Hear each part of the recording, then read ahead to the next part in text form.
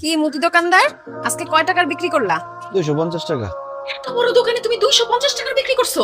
আরে কিভাবে বিক্রি করুম কও পারবেন? সবাই এসে খালি বাকি নিতে চায়, কিন্তু আমি তো কারো কাছে বাকি বিক্রি করুম না, এই জন্য কারো কাছে বিক্রি করি নাই। আরে এটাই তো ভুল করতেছো তুমি মুকলেশ। ব্যবসার শুরুতে প্রথমে তোমাকে বাকিতে বিক্রি করতে হবে। আমি হতেছি ব্যবসায়ী ফ্যামিলির মেয়ে, ব্যবসা কারে বলে আমি তোমারে বুঝাই দিতেছি।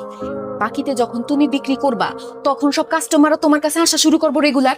এরপরে যখন কাস্টমাররা আসা যাওয়া একদম রেগুলার হয়ে যাবো তখন বাকিতে বন্ধ করে দিবা। কাস্টমারের তখন তোমার দোকানের সাথে একটা অভ্যাস হয়ে যাবো, তখন তারা তোমার দোকান থেকে সদাই নিব নগদ টাকা দিয়া। আমার চাচাই এই ফর্মুলা দিয়ে তো এত বড় ব্যবসায়ী হয়ে গেছে। কিন্তু বাকিতে বিক্রি করলে পরে যদি বাকির টাকা কেউ ফেরত না দেয়? এটা তুমি কি বললা? তুমি কি অপরিচিত কারো কাছে বাকিতে বিক্রি করবে নাকি? আরে সবাই তো তোমার গ্রামেরই, এরা তোমার টাকা মাইরা খায় কি বিদেশ চলে যাবো নাকি? শুনো, ব্যবসা মানেই হইতেছে ঝুঁকি। ব্যবসায় উন্নতি করতে হইলে ঝুঁকি তোমাকে নিতেই হবে। আর কোনো কথা চিন্তা না কইরা কালকের থেকে তুমি বাকি দেওয়া শুরু করো। দেখো 1 মাসের মধ্যে তোমার ব্যবসা কই যায়। ঠিক আছে পারবেন, তুমি যেহেতু কইতেছো তাহলে কালকে থেকে বাকিতে বিক্রি শুরু করব। Good luck. এই বারেক ভাই, বদিনা চা এদিকে আসেন। কি খাইবেন কোন? আরে এখন কি খাওয়ার টাইম নাকি? আমরা বাজারে যাইতেছিলাম। কেন বাজারে কেন যাইতেছেন? বাজারে যাইতেছি সদাইপাতি কিনতে। এটা কি করেন বদি কাকা? আমার দোকান থাকতে আপনার বাজারে যাবেন কেন কেনাকাটা করতে? কি কি লাগবে আমার দোকান থেকে নেন। আরে বাজারে আকাশের দোকান থেকে আমরা বাকিতে সদাইপাতি কিনি, যখন হাতে টাকা আসে তখন দিয়া দেই। তুই তো বাকিতে বিক্রি করবি না, তোর দোকান থেকে কেমনে কিনবি? বারেক ভাই, কে কইছে আপনারা যে আমি বাকিতে বিক্রি করি না? আমি নগদে বিক্রি করি না, আমি দোকানে দিছি বাকি বিক্রি করার জন্য। আমার দোকানের নাম মুকলেস এন্টারপ্রাইজ বাদ দিয়ে এখন দিব বাকি এন্টারপ্রাইজ।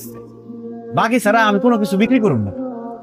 আগে কি হয়েছে সেটা ভুলে যান, কি কি লাগবে কর সব বাকিতে দিয়ে দিব। তাহলে আমার 2 লিটার সয়াবিন তেল, 1 কেজি রসুন, 1 কেজি আদা, আর 2 প্যাকেট বিস্কুট আর একটা গায়ে সাবান। আরে কি কইতেছে না কইতেছে, 2 লিটার তেল দিয়ে কদিন চলবে?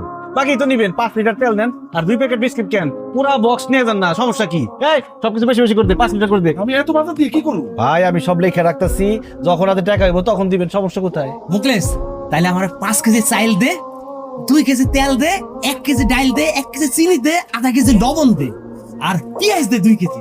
বদি চাচা বাকিতে যখন নিবেন সবকিছু বাড়াই নেন না। এই হানিফ, এই বদি চাচা যা যা কইছে সবকিছু ডাবল ডাবল দে। মুকলেশ, তোর বিজনেসের সিস্টেমটা আমার খুব ভালো লাগছে। এখন থেকে আমি সব সময় তোর দোকান থেকে সদা পেতে নিমু এবং গ্রামের সব মানুষরা কমু, সবাই যেন তোর দোকান থেকে কেনাকাটা করে।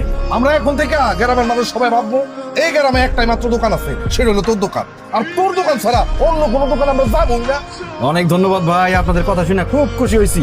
হানিফ কইছে দাদা দে।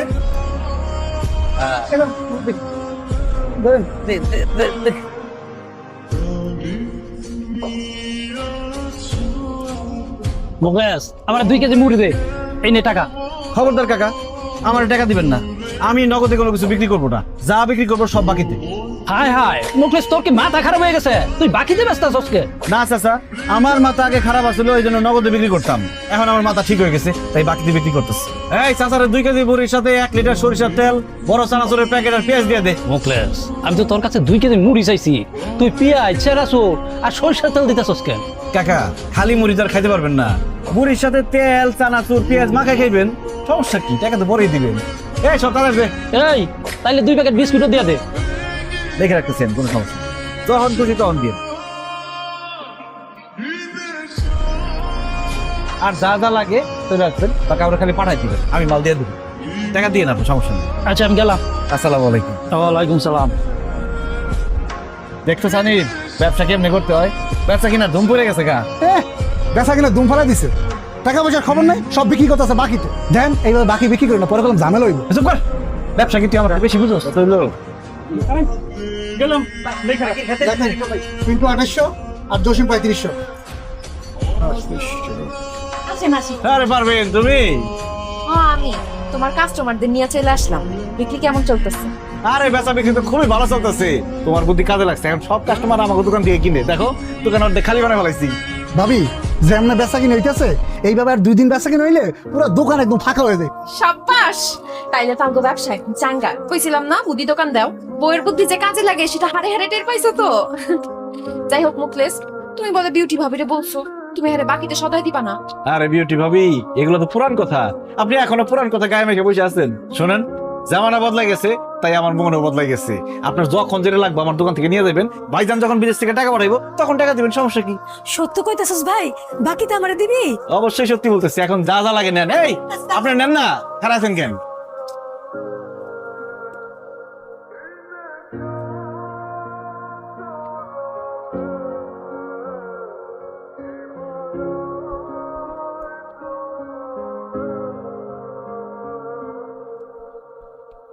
ভাই আমরা মাথায় দিয়ে বয়ে থাকলে হইব? আমার এই মাসে বেতন দিয়ে দেন, আমি আর আমার দোকানের চাকরি করবো না। বেতন তোর গুল্লা খাওয়াবো, দোকানের এই অবস্থা, তুই বেতন চাস কোন খেলে? বুঝলাম না, বেলা 10টা বেজে গেছে, এখানে বয়ে রইছো কেন? দোকান খুলবা না? দোকান খুলে আর কি করবো? দোকান তো পুরো খালি হয়ে গেছে গা। হ্যাঁ, কি কও? দোকান খালি হয়েছে মানে? দোকানে কি চুরি হয়েছে নাকি? আরে চুরি হইব কেমনে? বাকিতে বেচতে বেচতে দোকানের সব জিনিসপত্র খালি হয়ে গেছে। মানুষের কাছে বাকির টাকা চাইছি, কেউ টাকা দেয় না।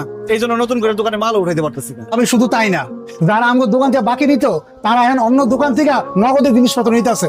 আমগো বাকি টাকা দেওয়া লাগবে দেখা দোকানের আশেপাশে আইতেছে না। আয় আল্লাহ, এখন তাহলে কি হইব? কি হইব সেটা তো তুই জানোস। তোর বুদ্ধিতে আমি সবাইরে বাকি দিছি, তুই আমার বুদ্ধি দিছিলি কাস্টমার ধরতে হইলে বলে সবাইরে বাকি দিতে হইব। এখন আমি কাস্টমার তো ধরতেই পারি নাই, উল্টা কাস্টমার অন্য দোকানে সব চলে গেছে। আরে আমার ব্যবসার লাল বাতি চলতেছে।